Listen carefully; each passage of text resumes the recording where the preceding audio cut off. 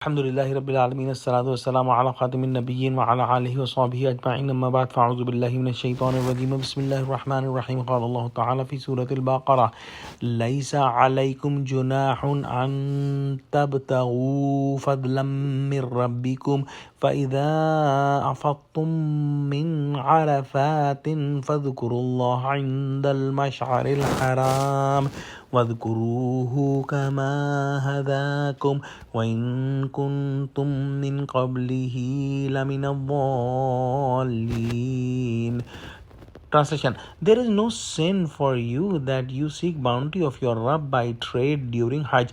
Then when you return from Arafat and stay at Mash'arul Haram, Muzdalfa, remember Allah and remember Him, praising as He has guided you.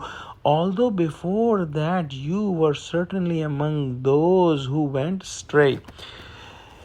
In this ayah, Allah subhanahu wa ta'ala has clearly stated that during the days of Hajj, it is allowed to do some trade to earn the rizq.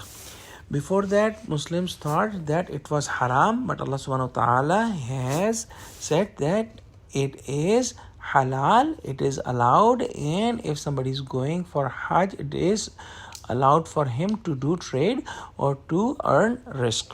However, the main intention should not be of earning rizq, the main intention should be of performing Hajj.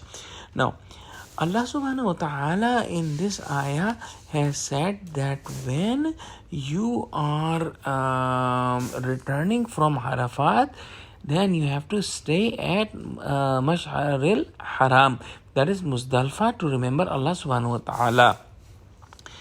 One thing we should understand, that the day of Arafat is the main rukun, is the main part of Hajj, and if somebody missed that part, his Hajj will not be complete.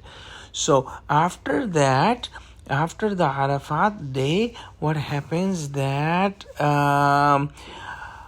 they pray, the Hajis pray Asr, Zuhr and Asr in Arafat, and then when the sun sets, they travel towards Muzdalfa, and in Muzdalfa they pray Maghrib and Isha together, and they stay there till the Fajr, and then the Fajr Salah they pray early, and then they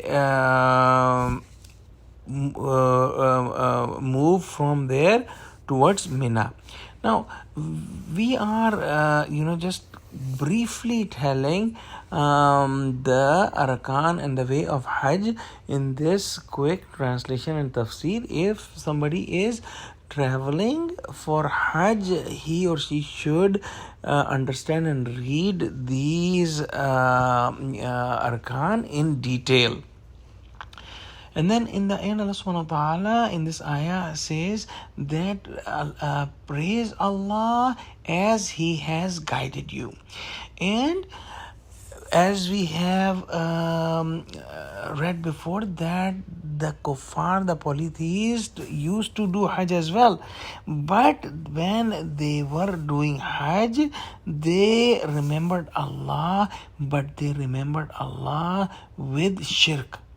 So Allah subhanahu wa ta'ala has guided the Muslims that remember Allah with absolute sincerity and absolutely no shirk. So let's pray to Allah subhanahu wa ta'ala that Allah give us true understanding of the arkan of Hajj and all the worships, and Allah allow us and give us the opportunity to perform Hajj. Ameen. Wa akhiru da'wana alhamdulillahi rabbil alamin. Assalamu alaikum wa rahmatullahi wa barakatuh.